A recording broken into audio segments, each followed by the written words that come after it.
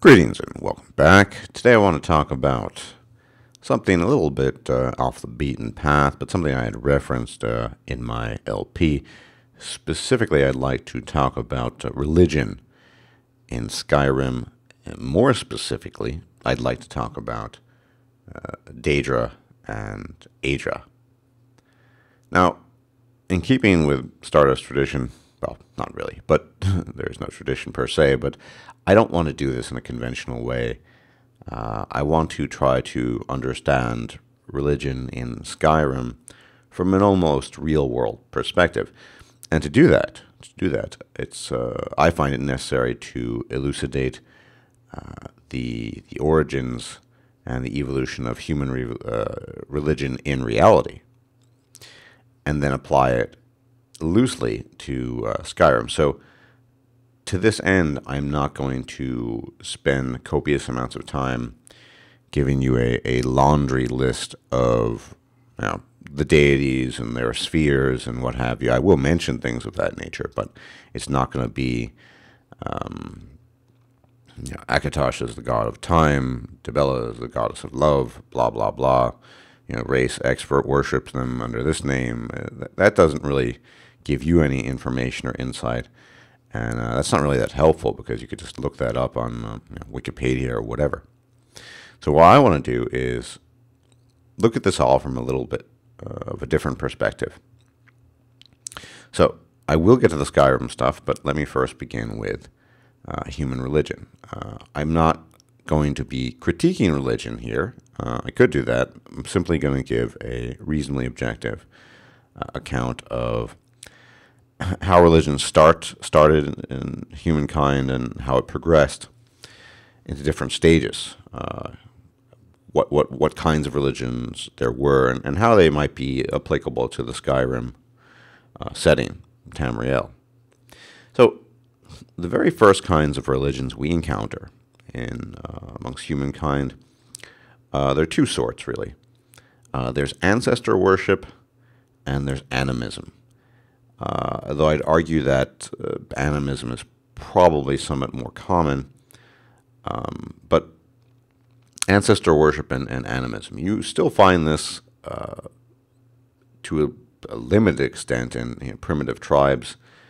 Of course, these days in the late year 2013, it's very unlikely that, for example, the Aborigines, the Aboriginal tribes of Australia, who have practiced animism in the past, still engage in those practices to the same extent. I mean, everyone's exposed to modernity to a lesser or greater degree, and thus that is not really the case. However, way back in the day, before there was organized religion, before there was monotheism, before there was polytheism, and before there was henotheism, which I'll talk about in a bit, there was animism, ancestor worship.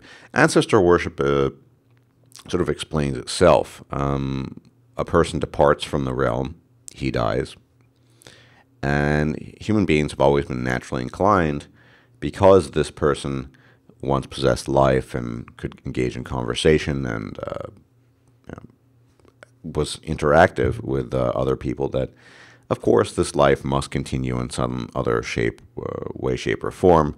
Thus, this natural inclination that human beings have, and I do think it's a natural inclination, this gave rise to ancestor worship. Leader X died, but he's still amongst us in a different realm. That's what we call ancestor worship on its most basic level.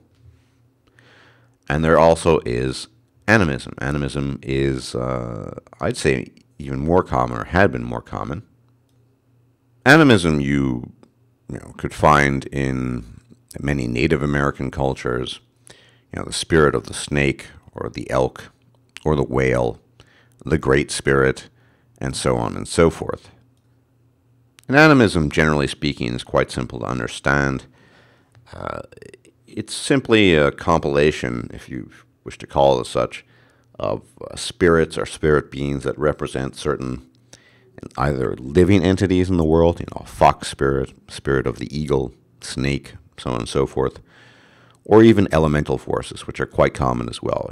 Spirit of the wind, spirit of the earth, fire, rain, primal elemental forces usually. And these were the original religions of humankind, if you will, a combination of ancestor worship and animism.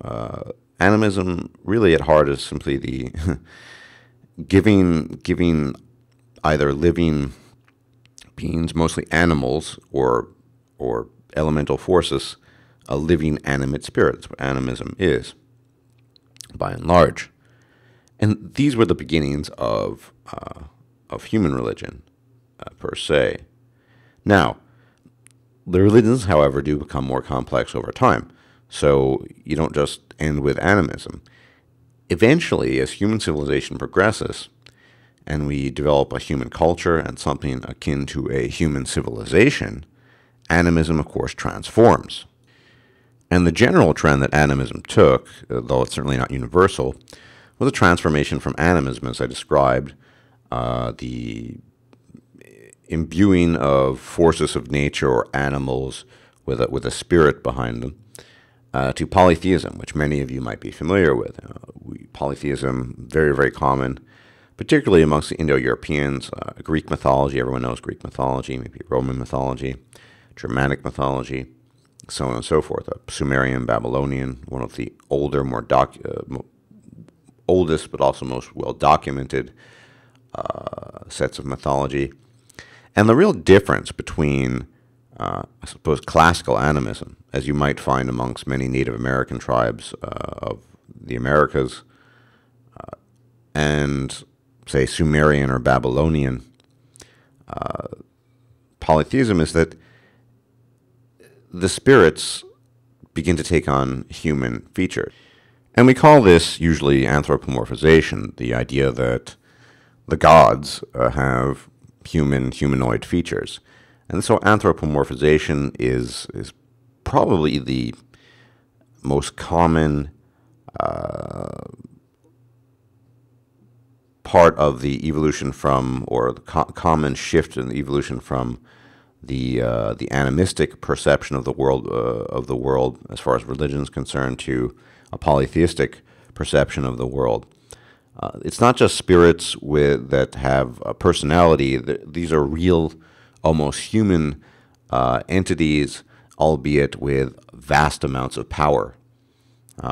If you look at the gods of the ancient Fertile Crescent, ancient Greek mythology, I mean, these are very human gods in their behavior, filled with flaws, and constantly depicted as being beings of great emotion and temper, and often lacking forbearance and things that are usually praised as virtues amongst humans. But yes, you have the shift away, and also the spheres over which these gods rule tend to be much more civilizational than simply saying that's the spirit of the fox or the snake or what have you. You'll have gods of agriculture, gods of order or justice, gods of city-state, urbanity, and so on and so forth. And of course, this goes hand in hand with the development of human culture. So I don't want to spend too much time on this. So moving ahead, that's polytheism. The next step in religion is not actually monotheism, which many people believe it is. It's something called henotheism, and this comes from the ancient Greek word henos, so one, and you have theos or theos in very modern pronunciation, God. Henotheism is the belief in a set of gods, but in the supremacy of one amongst those sets. So the god, the Egyptian god Atum-Ra, maybe the sun god, in a later date, eventually had a henotheistic formula of worship. There were other gods, but this was the supreme god.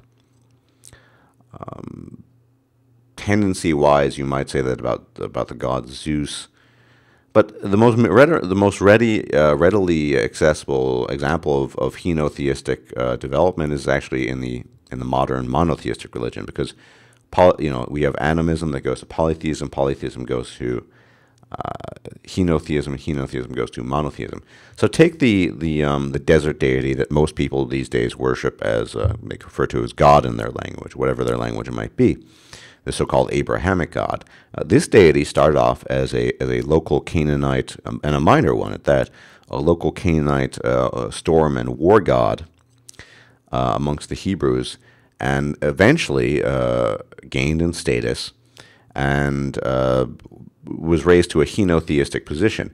And this is readily accessible and very markedly detectable in the Bible. In the Old Testament, in the first few chapters, when the God himself, Yahweh, refers to himself as a jealous God. He's jealous of other gods. Once again, very human qualities. So he acknowledges the existence of these other deities, and the fact that other people would worship other deities. So the early cult of the modern Abrahamic God was in fact henotheistic, and eventually over time, the older gods are forgotten, and it morphs into a completely monotheistic worldview. And that's where we'll probably end with the real world stuff, because I do want to talk about Skyrim. So, how does this all fit into Skyrim? Not that I'm trying to just bore you with this stuff about human religion. Well, it does actually fit, although not perfectly. What we see in Skyrim is sort of an amalgam of a lot of this stuff. One thing we do not see in Skyrim at all, is monotheism. Monotheism, the final step in human universe, we don't find that. It's very rare in fantasy. I can think of one example off the top of my head, the world of Thedas, that is the Dragon Age world, where the maker is the one creator being. But that's also not uniform. I mean, the elves in Thedas are known to be polytheistic worshippers, and so on and so forth. So there you have it. But in Skyrim, the principle, I won't get into all the nitty-gritty details, deities are the Daedra and the Daedra. And most common folk celebrate the 9 divines, Akatosh, the god of time, Zenithar, the god of commerce, Arche, the guardian of the dead, life cycles, Kine or Kinnereth, goddess of nature, and so on and so forth. Let's look at the Daedra first. The Daedra, and well, actually, before we do that, let's look at the examples of animism in Skyrim. The skulls you encounter in the Dragonborn DLC are animistic in their religious practices. The All-Maker. I suppose you could look at it as a god, but he really is more of sort of a great spirit, a force behind it all, and they are more than anything else animistic in their nature. And for a long time, if you look at the Dunmer, the Chimer, or the Chimer, who then morphed into the Dunmer later, the tribunal, I mean, this was ancestral worship to a hilt. But by and large, of course, later on, as we know, the Dunmer begin to worship the Daedra when that cult dies off. But it took quite a long time, as we know, in that respect as well. But let's look at the Daedra. So the Daedra, they are gods in their own right. And they are, they embody the concepts of polytheism. Each god ruling over certain spheres.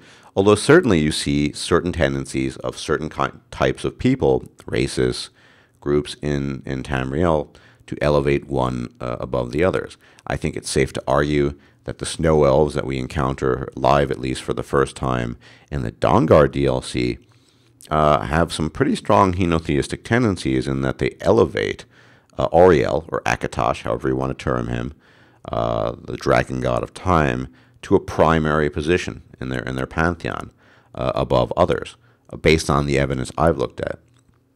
But that's really, it's mostly polytheism throughout the world. And the gods, the divine 8 or 9, and I might get to Talos in a bit, they really represent a lot of either really base but also beneficial interests and spheres. Nature, Kinnereth being behind nature, or human spheres, and Zenithar being behind trade and commerce, or things like, well, Julianos, the god of logic and a patron of wizards, or really he's not a creator god. We know that the Daedra are sort of the children of Anu, but Akatosh is in many ways regarded, reserved, or preserved as a leader god in the eyes of many, god of time. I mean, you don't get much bigger than time. But these are generally beneficial spheres. And whence the idea that the Daedra are good, generally speaking. They're good and the Daedra are evil.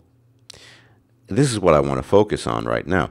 The idea that the Daedra are good and the Daedra are evil simply comes down to a matter of human or humanoid perception.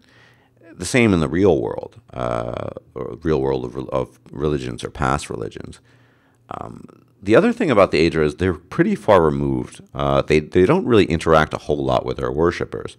I'm trying to think of instances, and there have been. I mean, the most readily apparent and famous incident was the end of Oblivion, the Oblivion Crisis, when Martin Septim, using the dragon amulet, sacrifices himself and transforms into an avatar of Akatosh, a fiery dragon, and fights off the physical manifestation form of the Daedric Lord of Destruction, Mehrunes Dagon, and wins, and then is frozen to a statue and gets stuck in the Great Temple.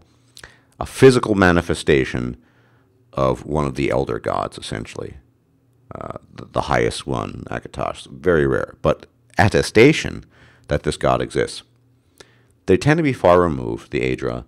They tend to represent either neutral or beneficial spheres that are of benefit to humanoids in general, or very powerful spheres that just encompass everything, as Akatosh is the god of time, being the most primary example, Kinnereth embodying all of nature, or things that are beneficial, like commerce. I mean, Zenithar, Dibella, goddess of love. These are all very human or humanoid spheres.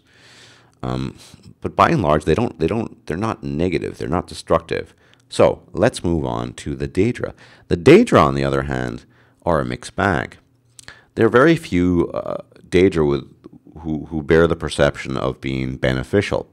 The two exceptions I can think of off the top of my head are, of course, Asura, who's very often worshipped by the Dark Elves, goddess of dawn and dusk, and Meridia, where it's not really clear what she represents.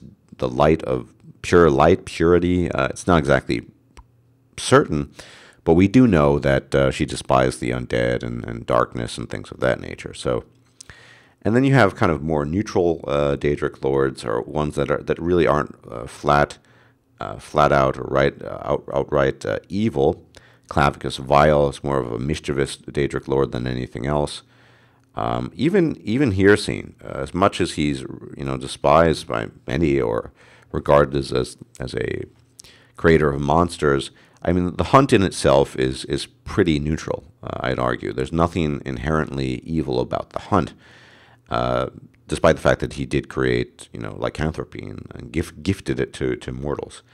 I don't see in my perception Hirsine as evil, but we do have some pretty evil, if you will, Daedric Lords as well. The most prominent being, of course, Vermeera, goddess of Daedric.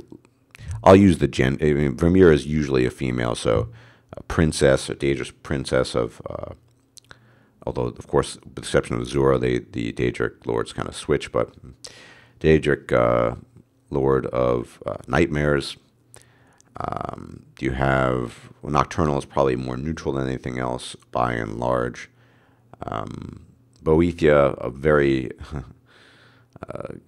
a god or goddess of secret plots and murder. Not a very nice god, or Daedric Lord, however you want to term him. Mephala, also kind of a lot to do with more mischief and more very, very, very high stake mischief. The Whisperer, involved in murder. Mehrunes Dagon, outright destruction, rebellions, and Molag Bal, who I guess could arguably be said to be the most evil of the Daedric Lords. Really slavery, domination. He created vampirism. But once again, the world of Tamriel and the religions of Tamriel are not about good versus evil.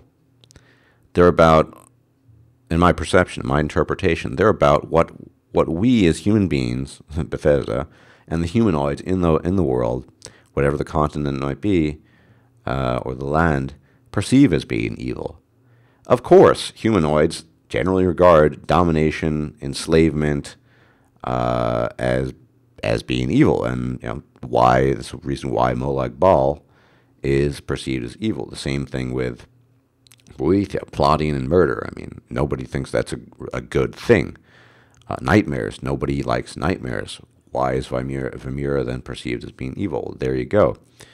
Here, seen, it's a mixed bag, but once again, the hunting is a neutral area. You also see this tendency amongst the Daedra to represent some of negative human emotions, negative human aspects more than emotions. I should rather say. So you'll see, like I said, the plots that Boethia is involved in, those kinds of things. Very, very. These are negative aspects of humanity. So some of the worst things that the Daedra represent in the eyes of humanity, the Daedric Lords, the four of them, Meirones, Dagon, Vamira, Boethia, and Molag Bal, they represent some of either the worst aspects of human behavior or things that can afflict human beings.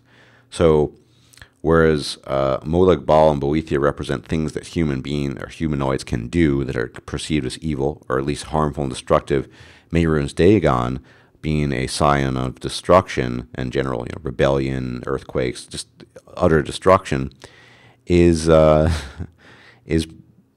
a force that threatens humanoids. And Vamira, if you're a recipient of nightmares, that's very unpleasant too. So you're either a force, represent a force as these really evil, so-called evil Daedric Lords that threaten humanoids, or you represent some negative aspect of their behavior, or in some cases you're neutral, like here seen, I think, or others that are a god of mischief, if you will, Clavicus Vile.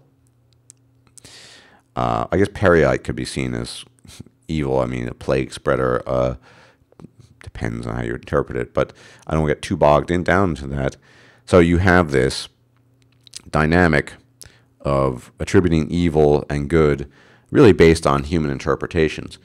The same thing applies to reality. This is a huge topic, but I don't really want to get into too much, but suffice to say that good is what is generally beneficial to human beings, love, kindness, blah, blah, blah, and bad, evil, is what destroys us, tsunamis, earthquakes, plots, murder, and nightmares. There you go, evil. And there's another interesting aspect to this that I want to get to before I finish this talk, or get to maybe Talos. Talos I might refer to and talk about in a different discussion altogether. I think I'll do that because it's a big topic. The Daedric Lords, seemingly all of them, are much more materialistic, and by that I mean they have a much more material form than the Aedric gods, the Divine Eight. They are therefore much more accessible. That's part of the allure of engaging in Daedra worship, the Daedric Lord worship. They are accessible beings that have seemingly physical manifestations of themselves. They can't be permanently killed. They can only be banished back to their plane of oblivion, as well as, speaking of oblivion, their own respective plane of oblivion, a materialized plane that reflects their sphere. It's sort of literally a literal reflection of the sphere and their domain. All different. I mean, we all remember what the oblivion realm of Meirones Dagon looked like. We've certainly read accounts of Cold Harbor, the realm of Molag Bal. It's basically a mirror image, a ruined mirror image of what Tamriel looks like, albeit everything's in shambles, as it befits a Daedric Lord of tyranny. Everything's just falling apart. It's acidic. It's kind of what the father of vampires, what you'd expect his realm might look like.